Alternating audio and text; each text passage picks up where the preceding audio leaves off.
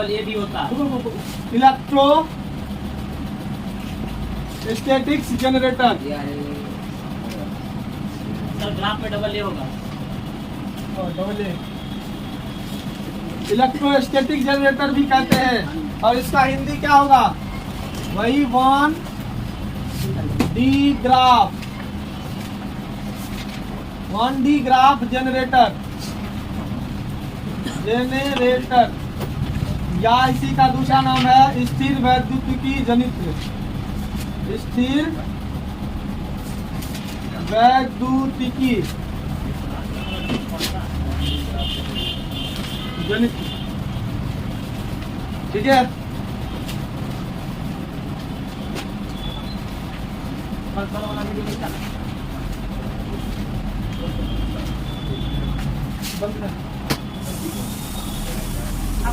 देखो 1D graph generator क्या होता है? यह एक ऐसा यंत्र है, 1D ग्राफ एक ऐसा यंत्र है जो किसके वोल्ट के क्रम को उत्पन्न करता है?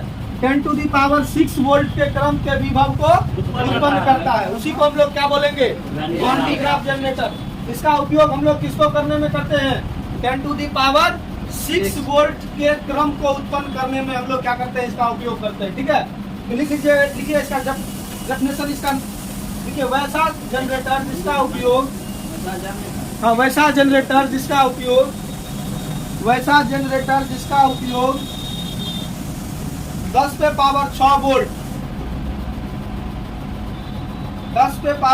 वोल्ट,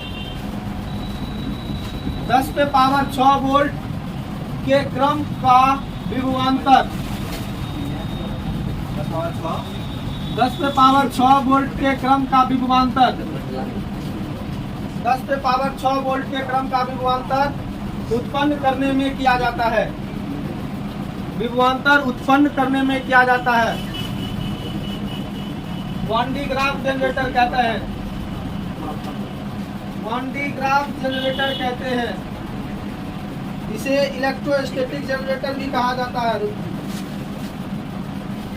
और यह देखिए, इसका जो कंस्ट्रक्शन होगा, मतलब रचना जो होगा इसका बाबू कैसा होगा? ये देखो, ये बेल्ट है। क्या है यह? बेल्ट है। यह एक पुल्ली है और यह एक दूसरा पुल्ली है। ठीक है, हम इसको इलेक्ट्रोस्टैटिक जनरेटर को बना रहे हैं। एक पुल्ली ये है, एक पुल्ली ये है। यह क्या है? चैम्बर है। क्या है? यह एस्पिरिएट चैम्बर इसको कहते हैं। क्या बोलते हैं? एस्पिरिएट चैम्बर C1। और यह क्या है? इलेक्टेड चैम्बर, मतलब एकत्र करने वाला चैम्बर है। ठीक है, और यह बेल्ट है, और बेल्ट पर कौन सा चार्ज आता है? पॉजिटिव चार्ज आता है। ठीक है, और यह किससे जुड़ा हुआ है? एक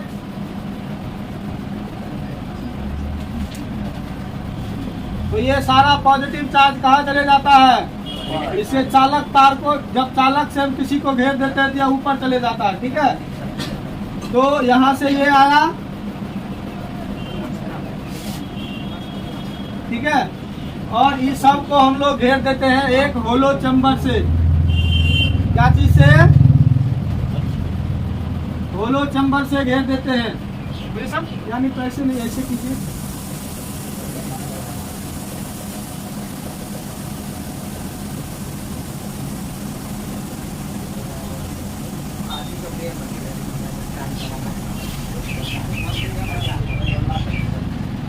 ठीक है,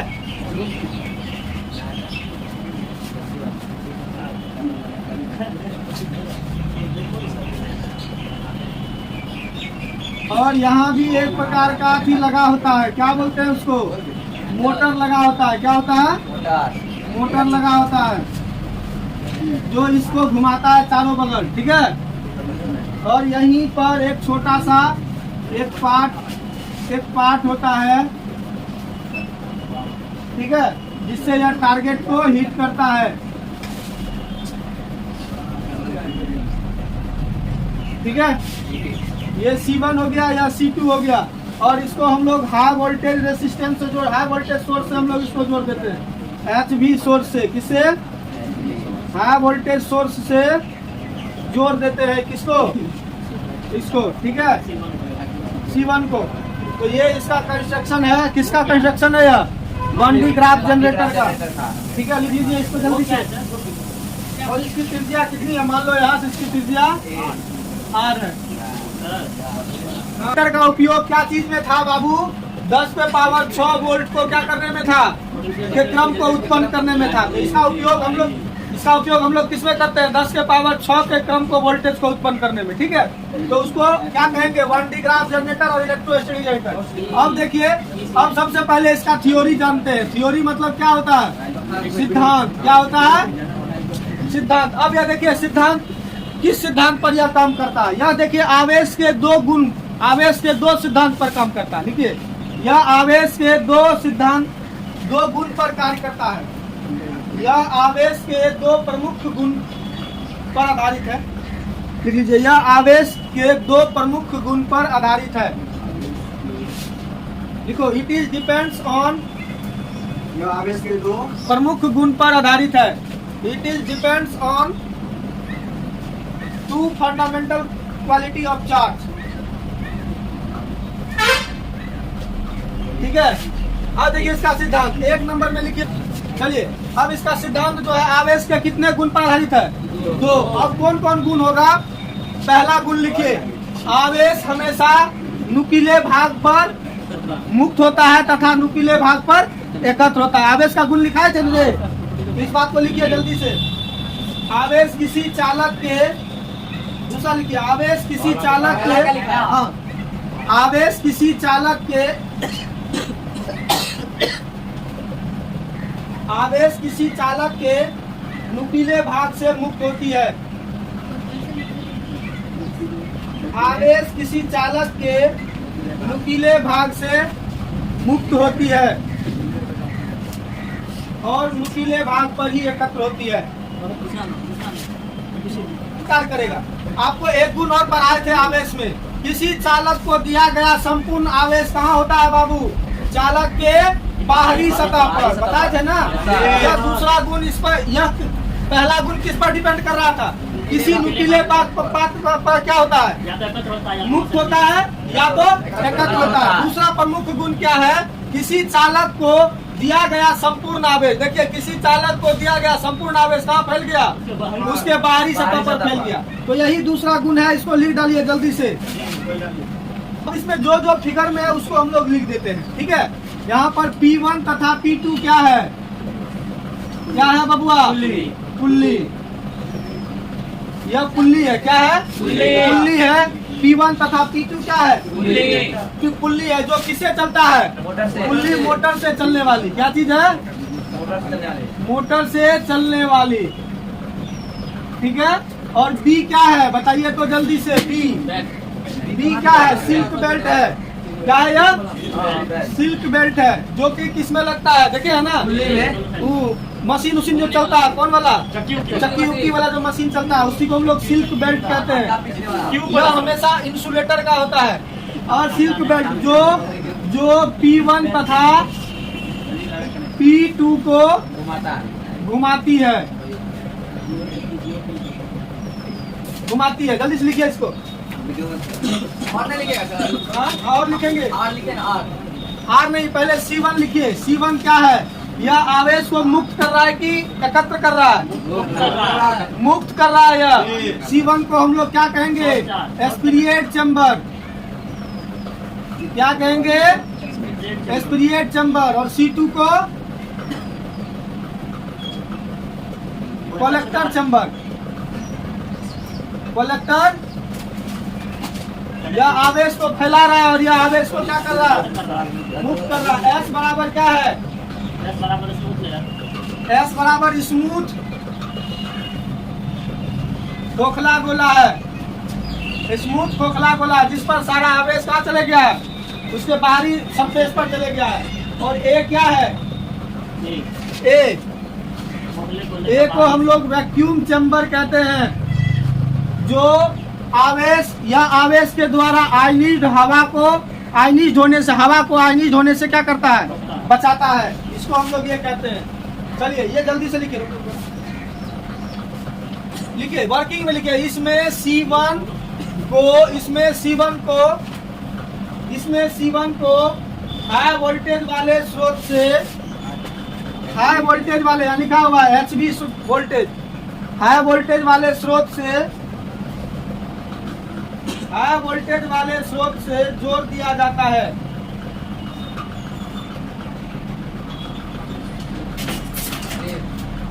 जिससे C1 के नुकीले भाग से, जिससे C1 के नुकीले भाग से,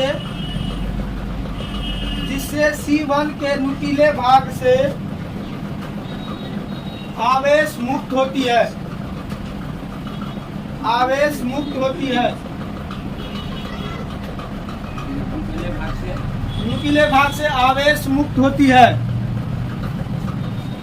लिखिए, आवेश से, आवेश नुकीले भाग से क्या होती है? मुक्त हो जाती है। तथा सीट बेल्ट पर एकत्र हो जाती है ना? सीट बेल्ट पे एकत्र, लिखिए, तथा सिल्क बेल्ट पर एकत्र हो जाती है।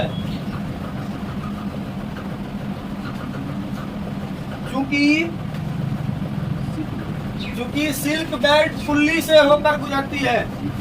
देखिए, चूंकि सिल्क बेल्ट किससे होकर गुजर रही है? पुल्ली से होकर गुजरती है। चूंकि सिल्क बेल्ट पुल्ली से होकर गुजरती है,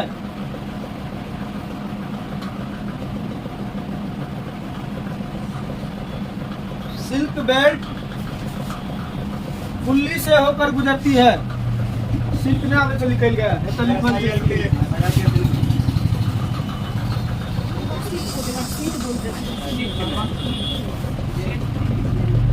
चूंकि सिल्क बेल्ट पुल्ली से होकर गुजरती है। पुल्ली कहाँ निकली? सिल्क बेल्ट पुल्ली, आगे पुल्ली से होकर गुजरती है। सिल्क बेल्ट पुल्ली से होकर गुजरती है और पुल्ली को मोटर से घुमाया जाता है, और पुल्ली को मोटर से घुमाया जाता है, और पुल्ली को मोटर से घुमाया जाता है।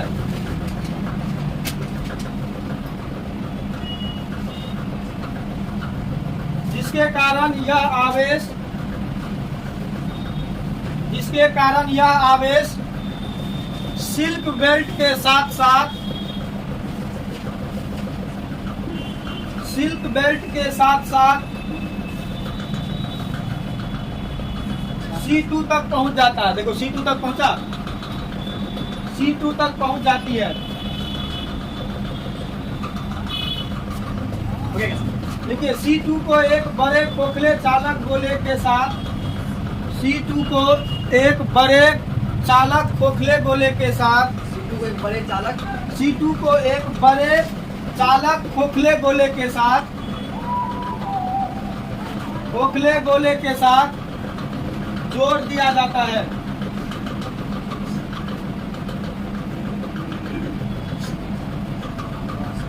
जोड़ दिया जाता, और यह आवेश खोखले गोले के बाहरी सतह पर, खोखले गोले के बाहरी सतह पर एकत्र होने लगता है। यह आवेश खोखले गोले के बाहरी सतह पर एकत्र होने लगता है।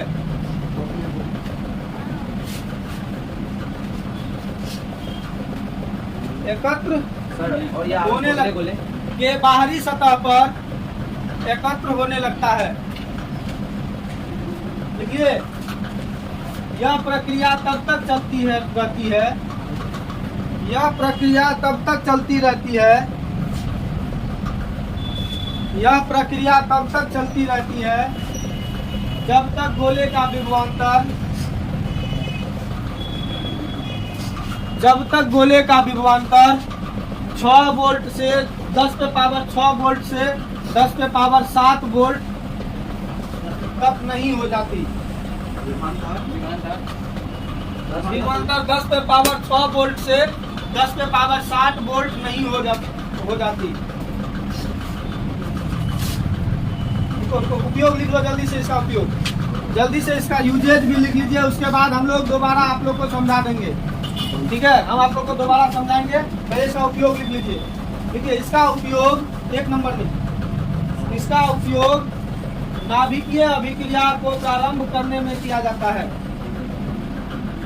नाभिकीय अभिक्रियाओं को प्रारंभ करने में किया जाता है। इसका उपयोग नाभिक किया नाभिकीय अभिक्रियाओं को प्रारंभ करने में किया जाता है।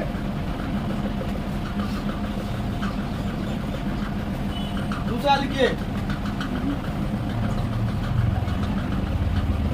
दूसरा लिखिए, इसका उपयोग उच्च ऊर्जा वाले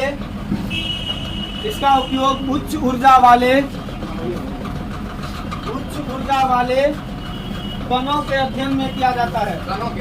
कणों, इसका उपयोग उच्च ऊर्जा वाले